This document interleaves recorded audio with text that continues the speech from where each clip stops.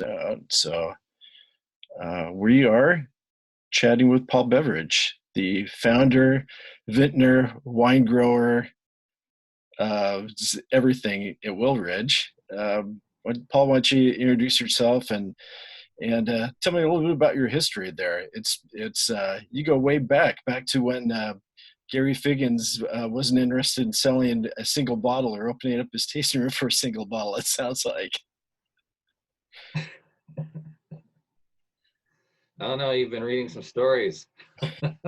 On your website. Yeah, if I told you how long I've been doing this, you'd know how old I am, which would be scary.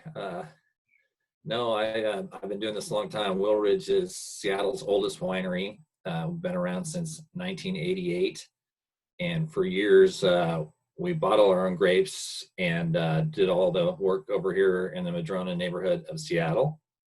And then in 2007, we planted a vineyard on Natchez Heights near Yakima. And so we've been having a lot of fun over there too, and doing about 75% of their production there now. You want more history than that? That's a good little start. They All right.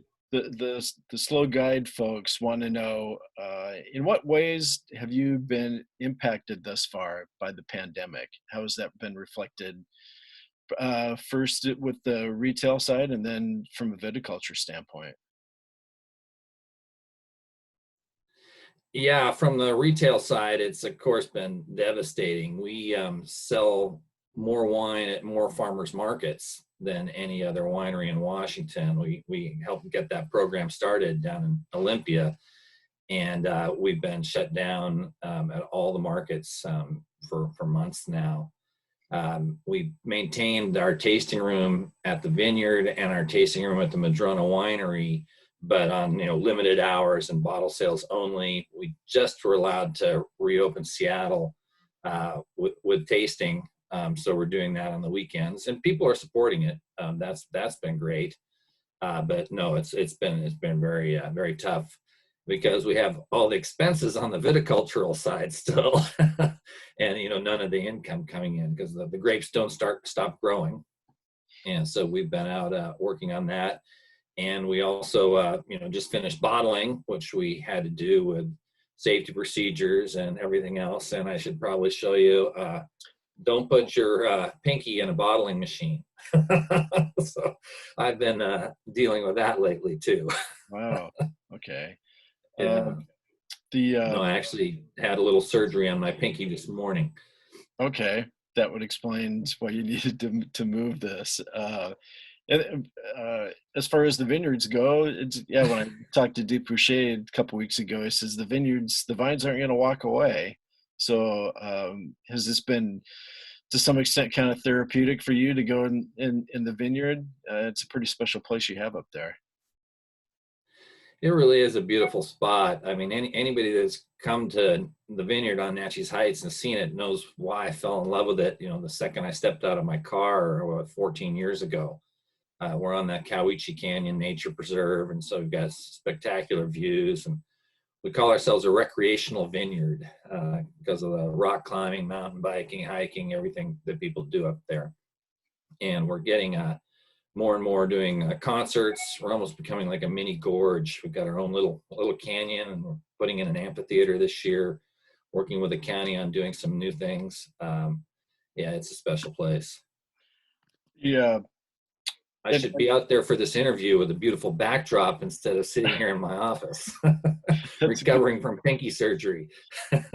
That's a good point. And I would suspect that because it's such a family-focused and recreational habitat that you've got surrounding your vineyard, that also kind of feeds into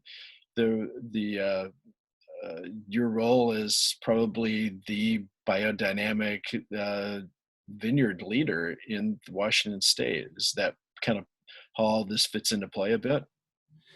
Absolutely, because first of all, I wouldn't plant a vineyard without being biodynamic. It's one of the whole reasons my ex-wife and I started Wilridge back in '88. It was a philosophy behind her restaurant, Madrona Bistro. But at that time when we planted the vineyard, 2007, I had two young boys, and we were planning, they're going to run around that vineyard. And so we certainly weren't going to spray anything on it. So being organic and biodynamic was something we really wanted to do.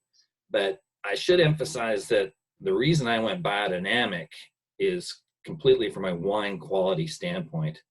I just had so many fabulous biodynamic wines, and really think that many of the best wines in the world come from biodynamic vineyards.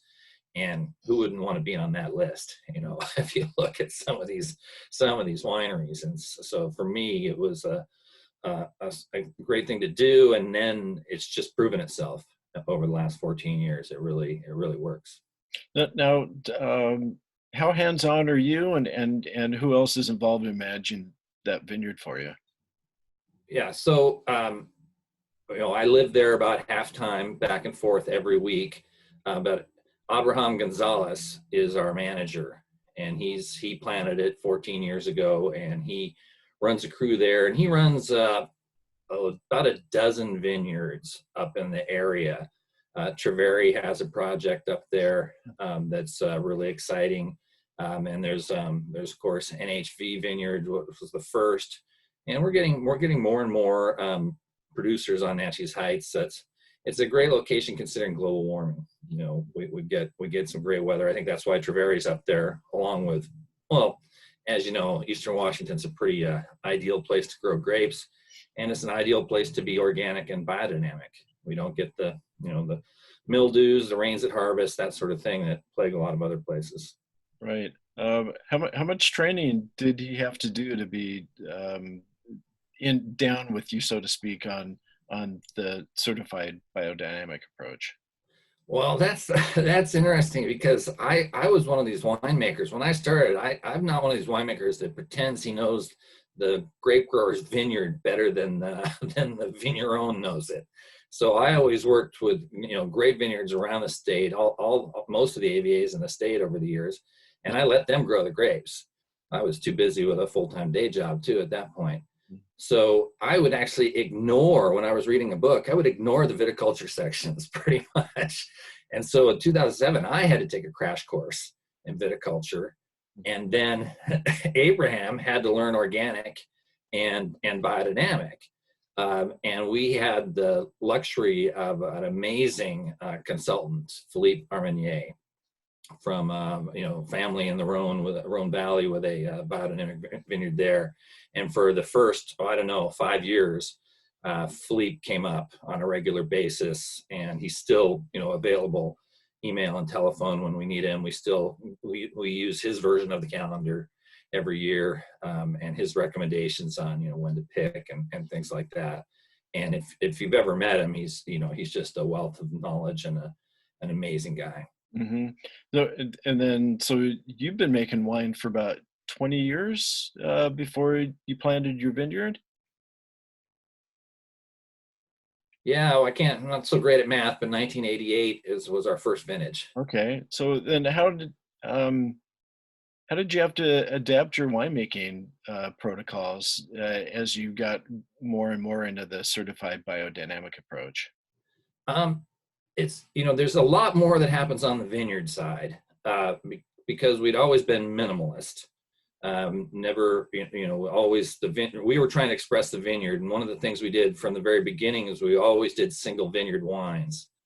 And my reason for that was Washington is a relatively new region, and we've got these various terroirs and these various great vineyards.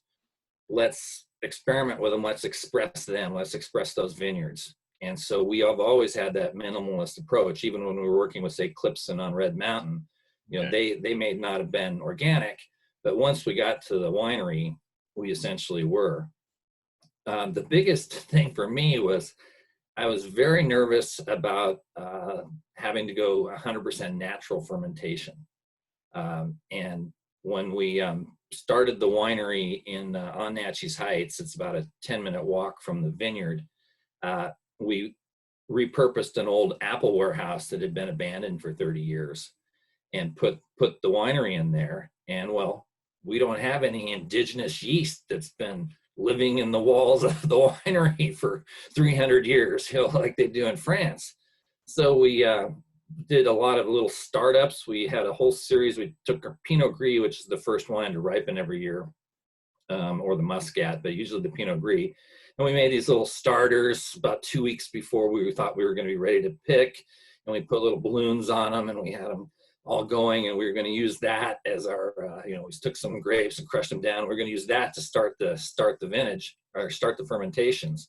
So then we brought the first Pinot Gris in, crushed it up, let it settle, and boom, it exploded with fermentation. We never had to inoculate anything. Our problem is that our yeast is too powerful. Our indigenous yeast will ferment an ice wine down to dryness. It'll ferment a port up to 17% So we have had the opposite problem. So in the winery, it's really all the work is in the vineyard, really, and that's the most important part about biodynamics, in my opinion. Okay.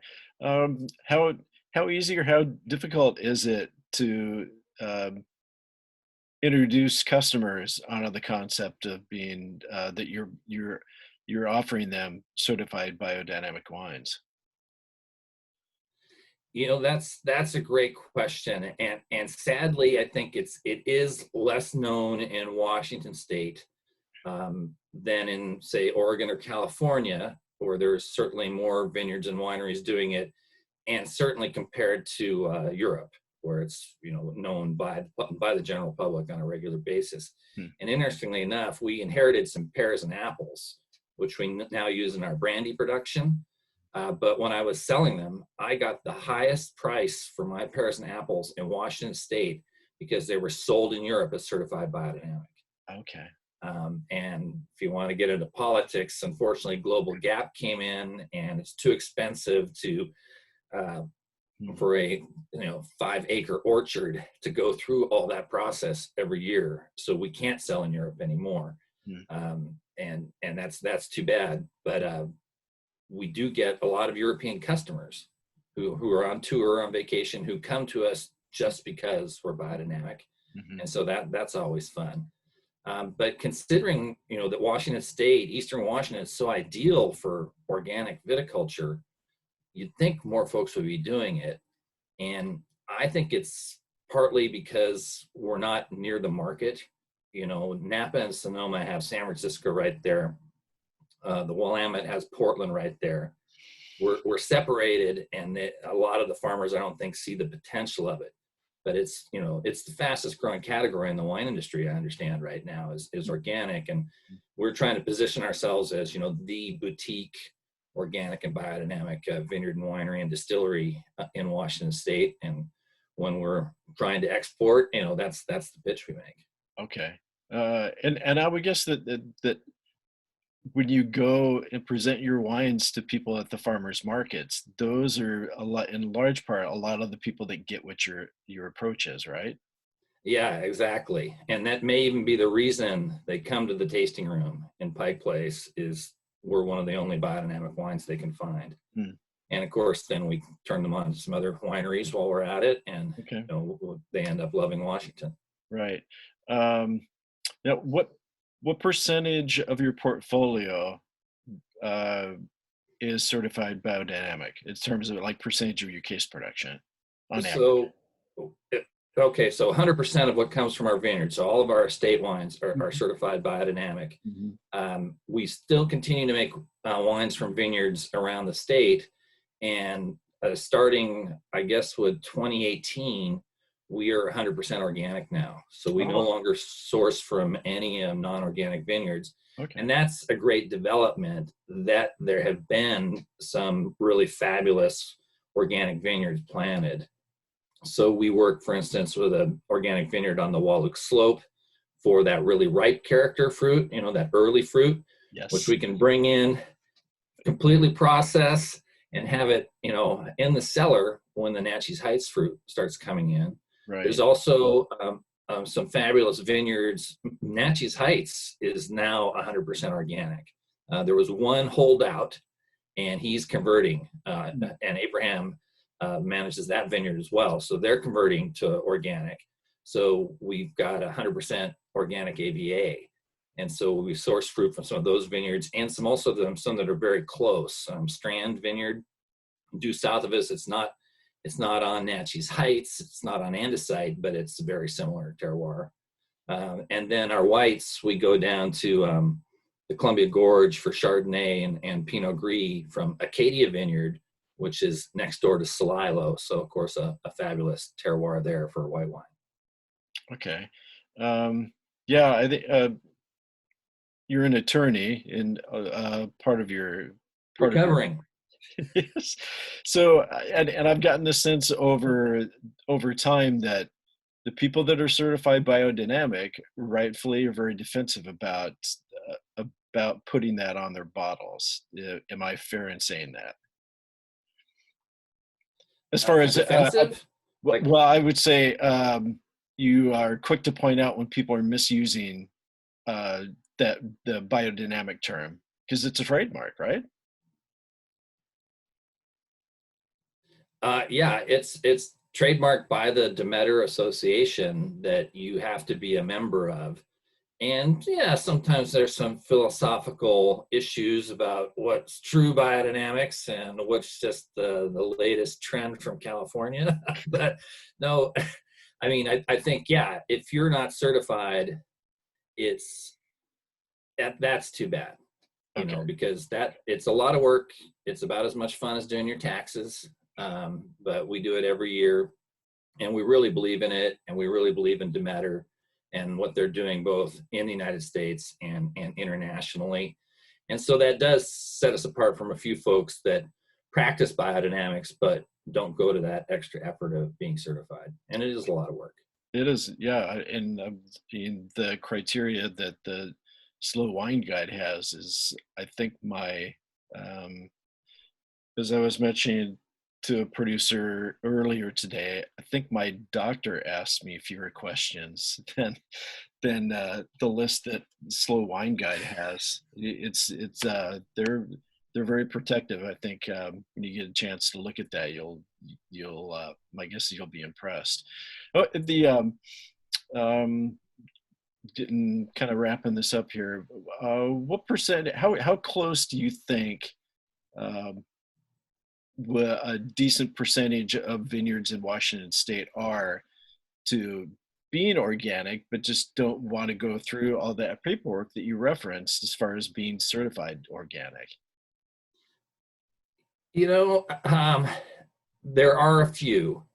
Okay. And, you know, there's some famous ones like Cayuse, although, you know, he's technically in Oregon, Right. but in the Walla Walla AVA. Mm-hmm. Paradisos del Sol, Paul Vandenberg, you know, he's going completely no input.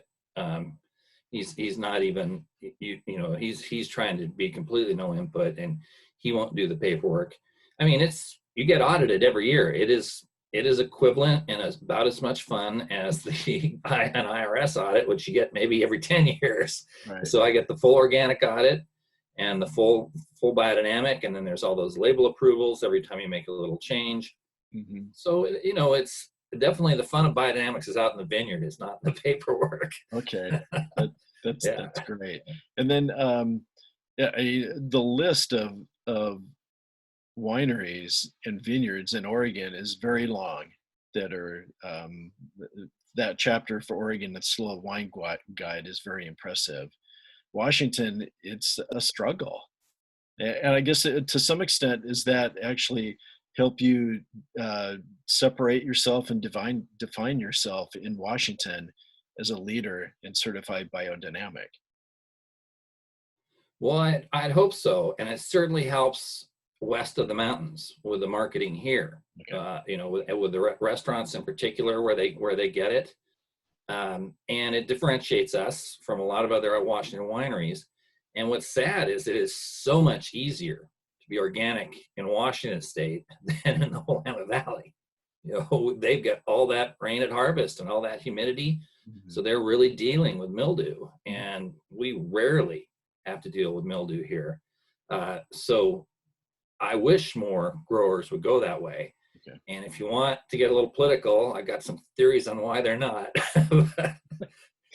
And it's basically it's an agricultural paradise over here if you have water, right? Right. You can get water to land in Eastern Washington. You can grow some amazing things. Uh, and that means we can grow some amazing weeds. And those weeds cost a lot of money to remove by hand. And I'm afraid a lot of growers would be totally organic, except they're addicted to Roundup. Okay. And, we spend a lot of money. We actually, after all sorts of experimentations with various techniques, we weed whack our entire vineyard on a regular basis all year long. And it cost me, what would it cost me to spray Roundup? It would be the cost of half of one weed whacking. That Wow. cost me for the year. Okay. And we're doing that every few weeks. Wow. But it makes the vineyard look beautiful when you weed whack it. I'll tell you that. Yeah, So, that's true. Right. yeah. Okay.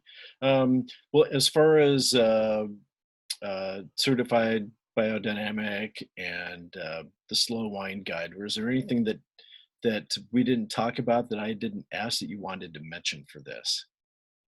Well, I do think it was traveling in Europe that I found out about Washington wine very young because I grew up in Moscow, Idaho, and my father was friends with WSU professors who were working with Walter Clore. So I knew Washington could grow great grapes, but it was traveling to Europe after law school and actually riding my bicycle through Bra, going to Bra just to visit the restaurant there Mm. and to learn about biodynamics. And there's been many people that have inspired me over the years in Piemonte, of course, with the Nebbiolo, and then my wonderful distributor in Oregon, Casa Bruno, Don Oman, also a really early advocate of those wines in the United States. Philippe Armenier, who I was lucky enough to work with our vineyard. So we have always sought this goal, minimalist, no chemicals, let the vineyard express itself, let the terroir express itself. I'm just a caretaker. I am not manipulating these wines in any way. When you try Wilridge wine, you're getting the vineyard and the vintage and nothing else. Okay, cool. Well, I'll have a few questions that I'll probably email you or maybe follow up with a phone call. But I think I'll probably cut you loose at this point, getting close to the time for the Zoom deadline. And I guess you probably need to put your finger on ice a little bit today, don't you? That's right. I think I've still got the anesthetic, but in a few hours here, but I have to ice it down.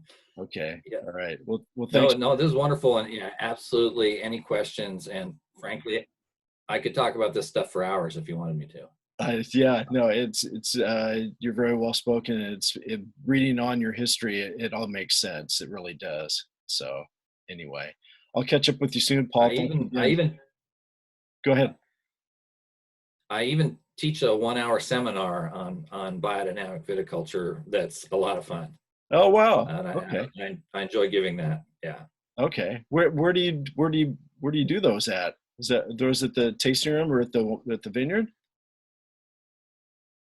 Well, the first time I did it was at it used to be called WAG back then, the Wine Grape Growers Association. Mm-hmm. I did a defensive biodynamics at that a few years back. Defense. And, Okay. and then I presented it at conferences. I presented it up on Orcas Island at Doe Bay Resort, and then we've done it several times at the vineyard, and we're probably due to do it again. Okay. It's a fun one. Okay. Well, great. Well, your wealth of knowledge, and I actually offline, I'm gonna shoot you an email and ask for that list of vineyards that you're working with and other ones, because I mean, it'll be kind of contact tracing for me, see who they're selling to, and then maybe I can find out if the wineries that they're sending them to are following through on the practices, and I can include them on the slow wine guide. So. Who'd have thought contract That, tracing that, for that certified biodynamic grapes? Well, it's really true. We keep records on every single input, and we don't have many, but every single process, and we get audited every year. Yeah. Okay. All right. Thanks again for doing this, Paul. I'll catch up with you Yeah, soon. my pleasure, Eric, anytime. All right. Bye bye.